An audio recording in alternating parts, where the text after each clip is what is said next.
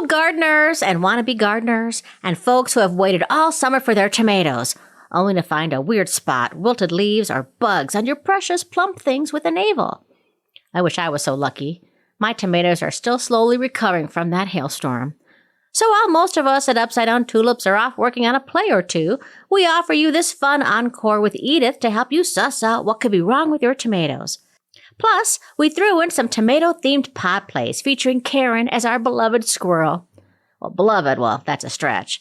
I mean, we love Karen, but squirrels, God, such assholes. Hi, I'm Christy. And I'm Edith. We're backyard gardeners from Colorado. And neighbors. And friends. These days, gardening has gotten very popular. And we've noticed more and more people picking our brains for tips and troubleshooting about gardening. We're not experts. We just learned a lot about gardening from the mistakes we made along the way. So welcome to Upside Down Tulips, a fun podcast that celebrates gardening gone wrong. Upside Down Tulips.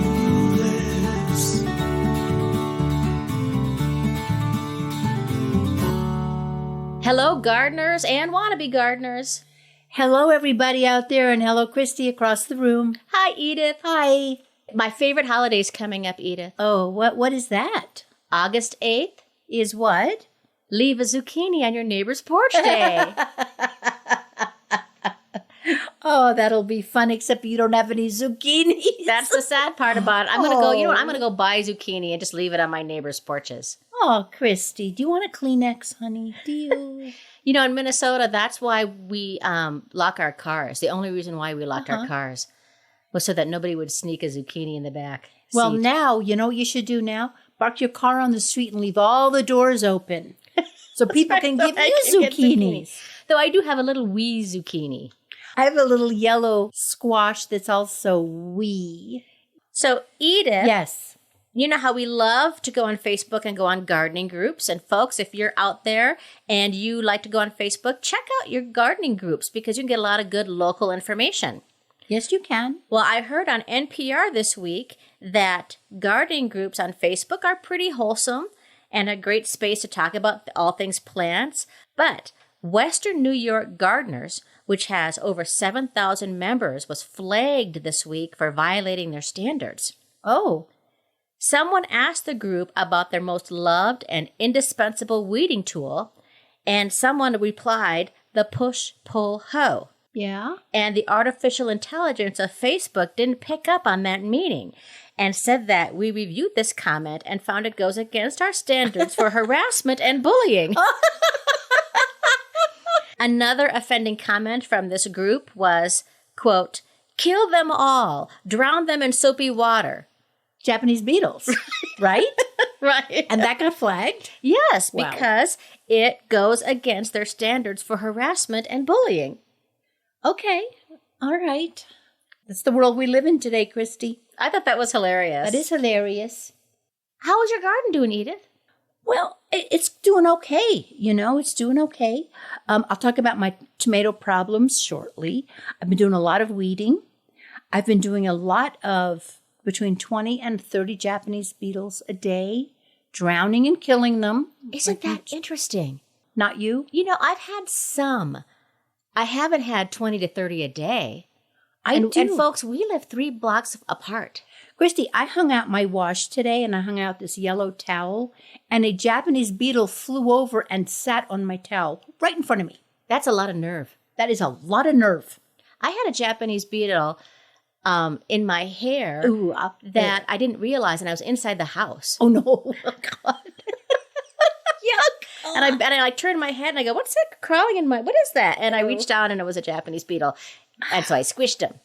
Yuck. With your hand? Did you squish him with foot?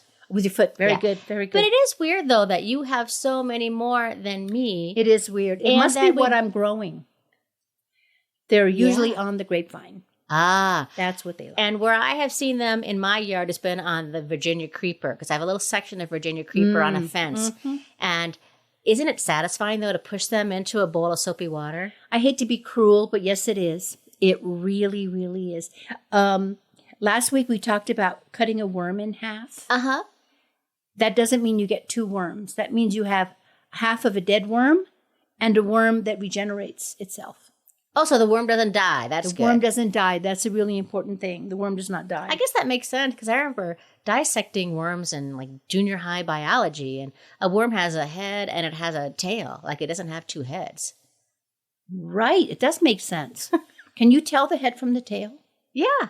Good. Oh, good for you. And the other thing is the summer squash that you came over and planted is dead. I'm sorry, Christy. Oh. The yellow squash. It is so dead. So everybody, this was the great idea we had last week, which is that I have 4 yellow squash plants, and they were planted very close together. And I just thought, what would it matter, though, if I just dug it up and ran it over to your house as fast as I could, 3 blocks away, and we stuck it in the hole? I did that. I dug it up. I ran it. We got it to a car, sped the whole way. Mm-hmm. Edith, you were there with a beautifully dug hole. We put it in there, and it looked like it was going to be okay. Well, it did for a few minutes, but it was just too old to bear the, you know what I mean? It just, the root ball didn't hold. Oh, that's so for sure. I And- thought I had a really good clump of soil with it, Yeah. but as soon as I put it into the little plastic bag I was carrying it with, it just had lost the root ball. I was also worried that when we put it in the hole that we were having trouble stamping it down, so there was a lot of oxygen that was getting to it. So everything went wrong that day. I'm glad we're not surgeons because everything just went wrong. well, now And it we was know too about big. that. Yeah. But I guess the one bright side of it is also is that I'm only going to have 50 million yellow squash as opposed to Yeah. 75 million yellow Yeah, squash there this you year. go. So That was a nice way of getting rid of the yellow squash without feeling guilty. Let's put it that way. So yeah, and my little one that I planted by seed is up. You said didn't you good. say your zucchini was up? Your Yes. little guy? So my little yellow squash is up too. we have little babies. We'll see what happens. Yeah. Now the interesting experiment is that will they bear fruit before the first frost? Yes. Well, what is it? It's almost, let me see. They have 1 month, 2 months. Oh, they will. Oh, Christy, they will. It's like 9 weeks. Okay. I think they will. Okay. Well, let's see who has a blossom first. Okay, good. Yeah. Okay, good. Very good. So tell me, how is your garden going? Well, I have a lot in bloom and a lot to deadhead. I have been deadheading daisies, my echinaceas up, my black-eyed Susans up, my trumpet vine looks beautiful, my veronica is blooming. The pansies are now gone, which is not too bad for the end of July for pansies to make it this long. On the veggie update, boy, are my tomatoes doing fantastic. Oh, that's good. I've been harvesting them and actually been giving some away, Edith, if you want some. Where have you brought any over to my house, or did you just bring a big, fat, dead summer squash to my house? Hey, that summer squash was alive, but I left it with you, Missy. No, I was just, if you want to bring some with you right now. Tonight, I'll give you some tomatoes. Can I? That's fantastic. I need to insert here because I've never done it before, which is the zinnia that I grew in the winter sowing.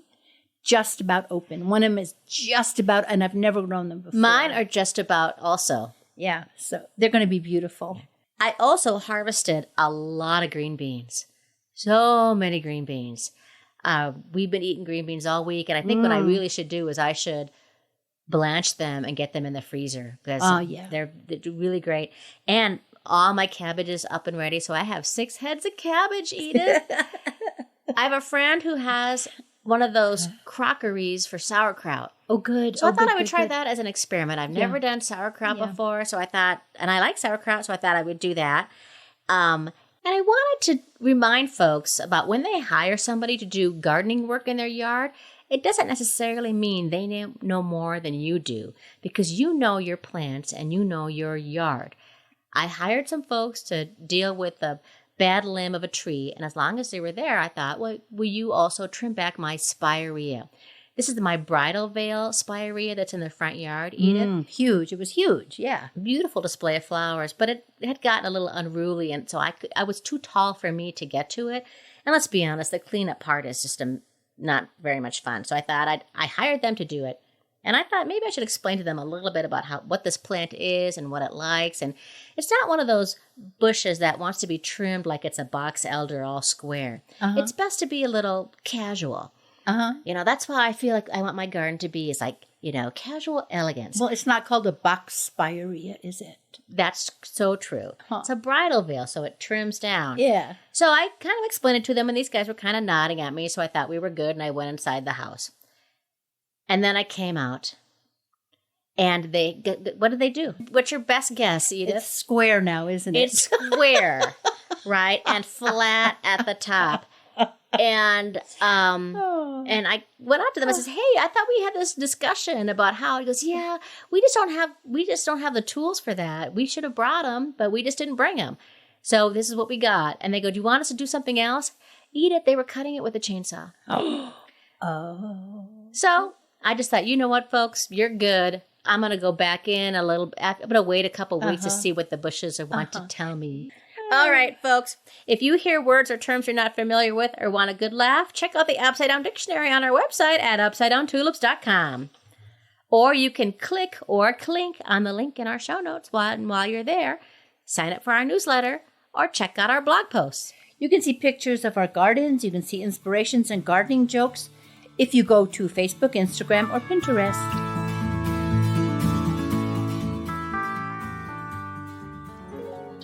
Summertime. The living is easy. The birds are chirping, the bees are humming, the insects are buzzing. Oh no! What are you looking at? Get out of my garden! Who? Me? Yes, you awful bushy-tailed rat! I'm not a rat, though, am I? I'm a rodent. Oh, looky here. A nice red tomato. Get away from that! I grew that from seed! I'm just gonna take a bite, yeah? And then I'll throw it on your garden floor. No! Get out! They found the bubonic plague on a squirrel in Jefferson County. Well, that's a laugh, isn't it? Like you humans don't have your very own plague. I'm coming over there right now. Oh, wait. What's this? Under my arm? A little lump. Is it a bubo? Oh, I'm feeling a bit feverish as well. Okay, I'm keeping my distance, but you get out.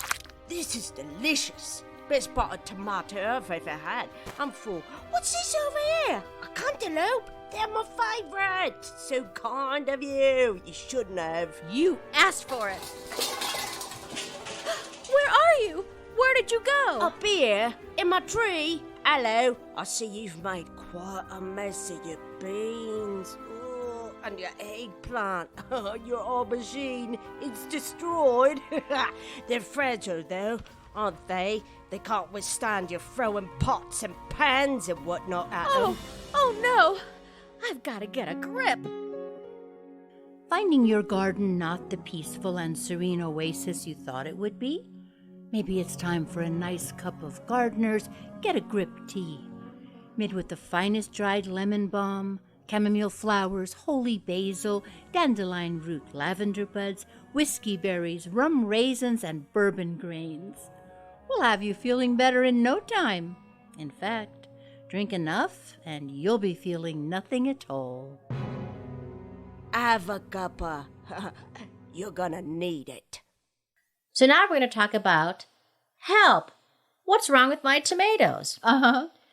You know, Edith, you can do everything right with your tomatoes, can't you? You can sure try to do every single thing right. You can give them 6 to 8 hours of sun. Yep. You can water them consistently and deeply. You can mulch them really well. You can buy your seeds and your plants from a reputable nursery or grower. Yeah, you can grow them from seed yourself. And You can rotate them on a regular basis. You can do everything right, and still you could walk out to your yard just the next day and say, "What's wrong with my tomatoes?" Something happened. Yeah. Which, is not, it's kind of a lesson for us. Like, we simply cannot control everything. It's a living thing, and we are not in control of we're not in control of the weather. We're not in control of so many things. So doesn't it kind of teach us to be more accepting of we're not the bosses of everything? That's great.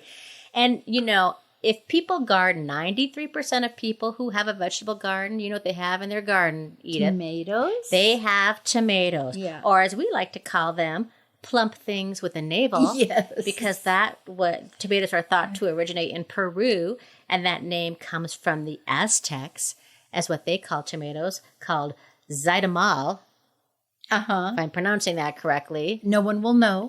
Good.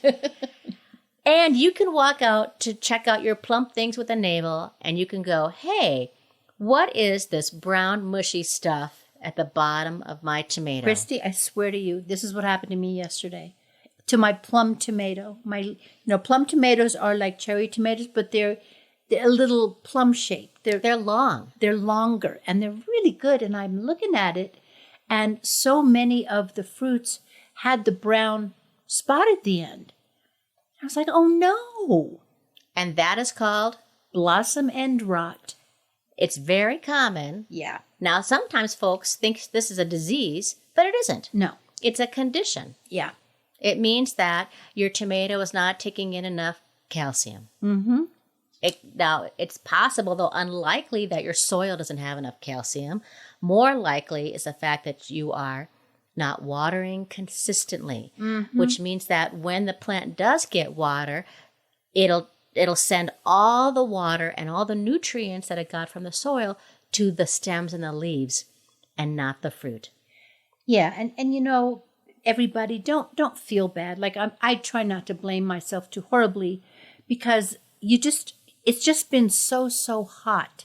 It's hard to have a specific regimen. This is how much water I'm going to give. You kind of have to do it with the weather, right? And it's also more common with plum tomatoes, Roma tomatoes, than they are with any other tomato. I didn't know that. Think how, because they're longer, and so you think about how those nutrients has to get all the way to the bottom of that fruit. What did you know? And I didn't know this. Peppers, squash, cucumbers, melon fruits can also get that. I didn't know that. Wow. Either. Yeah, did you know that? No, I didn't. Yeah, that's what I read. Well, it usually happens to the first tomatoes of the season, since that's when your plants are more under stress from the initial fruit set. And it also tends to happen more often in containers because the soil is more susceptible to the fluctuations in the amount of moisture it's getting. So what I did was everyone that I saw that had the blossom end rot, I took it and I threw those in the garbage. I didn't throw them in the compost. I just threw them in the garbage. Hopefully that, I can rectify the problem, I hope. And you know what you can also do if that's a red tomato, Edith, is cut off the blossom end rot and eat it. True. But unlike you, I don't have any red tomatoes. It won't taste as good. No. But it's still fine in sauce. Yeah. Yeah. Good But point, yeah, Christy. yeah. Yeah. Well, what can also happen is you can walk out onto your yard, and the day before, your plants were doing great, and they were all full of flowers. Mm-hmm. And then the next day, all the flowers have fallen off. Oh, that's just awful. And that comes from temperature fluctuations. Oh, yeah. So tomatoes need night temperatures between 55 to 75 degrees in order to retain their flowers. And if the temperatures fall outside of this range, then the blossoms are going to fall off. Christy, what was the high end of that range? 75. Oh, at night, you mean? Yeah. At night. Uh-huh. Oh, because I have also noticed that this heat that we have been in the 90s and for quite a while, that's not good. That's not conducive as well to tomato. It's on the hot side. It's on the hot side. It keeps them from ripening. Remember, it just happened to me last year because I planted heirlooms when I should have planted hybrids, and I didn't. I don't know why. I did the same thing. I'm doing hybrids this year. Another reason why you can get blossom drop, folks, is because it could be insect damage or lack of water, or I love this, too much or not enough fertilizer, or a lack of pollination. Or you're not getting enough sun. You need 6 to 8 hours of sun. Now, you can't change the weather, but you can make sure the rest of the plant is strong by fertilizing and drawing pollinators, by planting good flowers like cosmos, things like that around there to help keep the blossoms on. Yes. Well, Christy, I walked out. I have these 2 Amish paste Roma tomatoes, and I realized today what was wrong with one of them has 2 tomatoes. That's it. 2 large tomatoes. The other one has tons of blossoms, huge plant, not a single tomato. And I realized what I did, it doesn't get enough light because when the sun is hitting a certain angle, then the peach tree is between the sun and the tomato. Oh. It really should get over 6 hours. 8 is better. And this thing probably only gets 4 to 5. It's all the way up by the house. So that was my mistake. I'm glad you're really fitting in with our brand, Edith, which is celebrating our garden mistakes. That's really great. I'm not doing it on purpose, Christy. I'm It's really working well. not. You can go out to look at your tomatoes and go, hey, they all have cracks on them. Mine don't have cracks, folks. Mine are smooth. Well, that can happen after a long dry spell because your tomatoes get thirsty and they'll take up the water really quickly, especially after a heavy rainfall, and that'll swell the fruit and that'll cause it to crack. You can't control the rain, but just try to water more evenly during the growing season. And if you do get cracks, of course, you can still eat them. Yes. They just maybe not be as pretty, but you should harvest them sooner and eat them sooner than you would other tomatoes because you can get mold in those little cracks sooner. The tomatoes will go bad sooner. Yeah. Good thinking, Christy. Very good thinking. Edith, do you ever go out to your garden and see that your tomatoes look like cats? Yes. Yeah, the cat face. The cat face. That's so weird, business. isn't it? Yeah, that is really weird. And again, it's not a horrible thing. I mean, they're not pretty looking, but it's not awful. Yeah, it just means that the blossom end gets rippled and bumpy and lumpy, which they call a cat face. And when tomatoes are pollinated in cool evenings, so this is if you're around 50, 55 degrees, you can get cat facing. The blossoms will fall off when the temperatures drop too low. But if the flower is pollinating before the petals drop off, some stick to the developing tomato that creates lumps and bumps called cat facing. Isn't that weird? Yeah, that is weird. Did you know that walnut trees like black walnut, English walnut, that they're really bad for tomatoes? I have heard that. I remember when I had a black walnut. And I had a black walnut. Not good for the tomato. It kind of kills the tomato if it's really close to that tree because of this chemical that the tree goes out. So if you think you absolutely cannot grow tomatoes and you've grown one close to a walnut, that could be the reason too. Get a container and move it. Not the tree, the plant, the tomato plant. Edith, what does it mean when you go out into your yard and you see little holes in your tomatoes? It means that it's possible that a squirrel was there. It's possible bugs are eating it, right? Yeah. What do you do? What do you do for squirrels?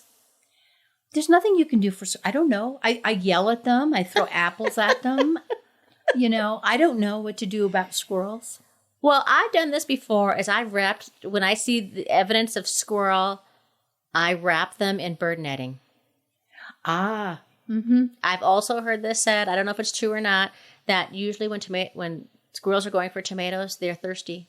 Yeah, I've So heard make that sure too. you have a I've heard water that source, too. a clean water source nearby, like a bird bath or a bowl of water, and train them to go there. I used to use bird netting for this and that, and I don't anymore because one day I went out into my porch and I had this bird netting up so the vines could cling to it, and there was a dead bird hanging from it. So I'm not using that. I'm done with PTSD. PTSD. You can eat the tomato. I'm not doing the bird netting. What are some of the bugs and little creepy crawlies that can get to your tomatoes, Edith? Remember when I found that tomato hornworm? Yeah. Gigantic thing. They're like 3 inches long. Oh my gosh, it was so big, and they literally have a horn. They're kind of scary. And they can eat an entire tomato plant in one day.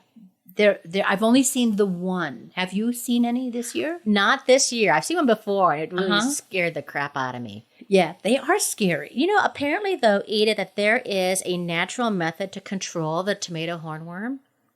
And it is a parasitic wasp that will lay their eggs on the body of the hornworm. So it looks like the hornworm is covered in Tic Tacs.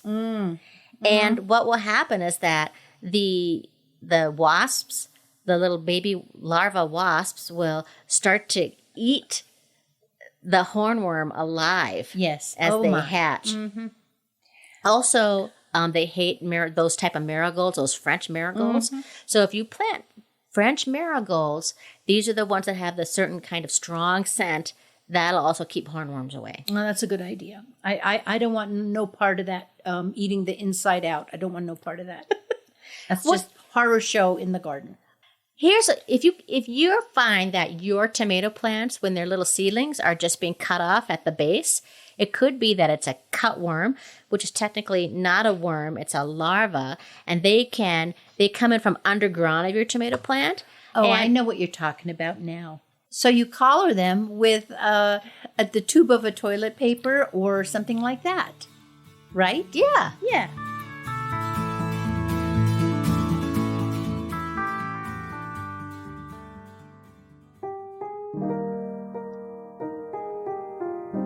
Ode to Tomato. There is nothing more satisfying than your first bite, a red and ripe wee gardener's delight, long awaited atop fences watching grow, you beautiful juicy tomato. What's this hanging from this vine? A luscious divine brandy wine. Don't mind if I do. I'm not driving. And on your nectar I'm far more than surviving. Better boy, if you ask me, you're the best. Your delectable liquid running down my chest. Oh, bright like the sun, I see a yellow pear. My love, my life, oh, mon cher. The plums, the cherries, the San Marzano. I adore you all so much, you gorgeous tomatoes. Why, early girl, my dear, you are late. Your fruit and I have a long-awaited date. Hello, Mr. Stripey. Boy, it's good to meet you. How scrumptious you are, and so cute, too. And here, all together, something you rarely see. A moneymaker, a hillbilly, and a celebrity. The colors of the rainbow are all here in this garden. Green zebra, Caspian pink, and Cherokee purple, I beg your pardon. All tomatoes dewy and glistening after much-needed rain. And did you know that Valencia is not just an orange from Spain? A mortgage lifter? Oh, if only that were true. And sweet Million, I'd gladly pay that for a nibble or few. Beefsteak, you're a sturdy, handsome lot. One morsel of your meat makes me besot. Aroma, aroma, how very good you smell. You are ready for me or a caprese, I can tell. But soft, what light from yonder window breaks? It is Juliet, a beautiful grape for whom my heart aches. One first and sole sublime bite of each. So drunk on delight, I fear I'm slurring my speech. Back up the fence and to the neighbors I go, to see if perhaps they too grow the tomato. Okay, back to tomatoes. Christy, once again. My tomatoes are as green as can be. Just green, green, green, green, green. Oh, they're not turning red. They're not turning red. And I think it's the heat. the Although heat. yours are turning red, but you have hybrids. I have certain hybrids that one is a 4th of July tomato and one's an early girl. So they are bred for that. Yeah. But my other ones are all, and my cherries are red, but my other ones are all very green. And that's the heat. And that just means you need to be patient. You know, Yeah. Christy, so this year for the first time I planted from one of my old tomatoes from last year. I planted seedlings. I started my own seeds. And I had 3 black crim. 2 of them big and beautiful. And the third never thrived. Not once. It never got higher than 6 inches. And then it just withered away. And that is my way of saying I didn't do anything wrong with it. That's the way it goes. And It's then nature. It's Darwinism. just nature. And then I thought, you know what? In that exact place, 3 or 4 years ago, the same exact thing happened to my tomato. So maybe I didn't rotate. Maybe I should have rotated way out of there. Rotating is really good. Yeah, I think that's what it was. And I'll say about tomatoes turning green is that the optimum temperature for ripening tomatoes is 70 to 75 degrees. Oh my gosh. So when temperatures exceed 85 to 90, Wow. it slows it down or could even stop it. Wow. At those temperatures, the lycopene and the carotene, which are pigments responsible for giving their fruit their typical appearance, can't be produced. So they'll just stay in mature green phase for quite some time. And if you can't wait, you could always, once they're starting to turn just a little bit, when they start turning a little bit, you can bring them inside and put them in a dark area so that you can use the ethylene gas to turn it. But, putting it in sun won't help. You'll just get sun scald. Your tomatoes will get sunburn if you do that. Removing all the leaves won't help because then you'll get sun scald from that. Let's talk about the virus, the fungus that are in the soil, which is what I think happened to my little tiny tomato. They're just in the soil. And what you did was, like, you moved your tomato town this year. Yes. You garden on a grid, and you moved it away from what killed some of those tomatoes last year, right? Yes. And this year, you only lost one tomato. That's correct. And it was an heirloom. Is that right? It was an heirloom? I don't know if it was an heirloom or not. I can't remember, but it wasn't. It was the Roma, and it wasn't protected against. Didn't have like the verticillium wilt or those protections against it. There's a lot of fungus that will cause your tomato plants to all of a sudden turn yellow or brown or start to wilt. Yeah. And prevention is always the best key, which is to make sure that you're watering consistently. You're watering the toes and never the nose, and that you mulch a lot. Yeah, and don't mulch right up to the very stem of it. But you want to mulch so that if it rains, for example, and there's fungus, it doesn't splash up into the lower leaves. So another good idea is to cut off the bottom 4 to 6 inches of leaves so that the tomato, so it won't get splashed up into. The most common is going to be early blight. And you'll know you have it if you see the lower leaves start to break out in yellow spots. And usually within that, they'll start to have rings like a target. That fungus can live in the soil over winter. So if your plants have a problem with this, you've planted tomatoes in the same exact spot, chances are good that it'll happen to you again. So if you get that, it's best to take those tomatoes and put them in the garbage, not on the compost pile, and rotate your crops. But you can also just pull the lower leaves off and just kind of chase them around. Yeah, and so it don't won't feel spread. And don't feel bad if it doesn't work because, like you said, prevention is like one of the best things you can do. Once it really gets a hold of a plant, it's really hard to stop it. That's the mistake I made last year with my Alice tomato plant, Edith, is I just couldn't rip it out. I don't know what my problem was, but I was a bit more brutal with Cindy Brady this year. Yeah. And as soon as I went, oh, no, we are not doing this again, and into the garbage that she went. Well, let's talk about in terms of preventing. And you talked about this earlier. What is the resistant? When you get a hybrid that is resistant, you will see on the seed tag like VFN, right? Which means it's resistant to verticillium wilt? Verticillium wilt. It's resistant to fusarium, and it has nematode resistance. Now, that doesn't say it's a guarantee, but it's so much better than leaving your poor thing defenseless. It's a good point. It's not a guarantee because I do have some yellowing of some of my tomato plants. And what I do is I go every couple of days, I go out there and I just snip those off and I put them in the garbage. Yeah. Make sure you wash your hands, clean your tools off. Yes, definitely. Because that thing spreads like crazy. Yeah. And that's also true for like Septoria, which is also a yellowing of the plant. It's really kind of hard to know if you have like early blight or if you have Septoria or if you have verticillium wilt without really going to your county extension office. So I would just take it off and remove it and just know that it's some kind of fungus in your soil. Now, there is a fungus that is airborne that doesn't live in your soil, and it's the worst one of them all. Oh. And that's when you go out and you just see brown blotches on your tomato leaves and on your stems and then on the fruit. And eventually the whole plant will just wilt and collapse. I've had that happen. That's called late blight. Yeah. Also affects potatoes, which are related to tomatoes. And that's just a death sentence.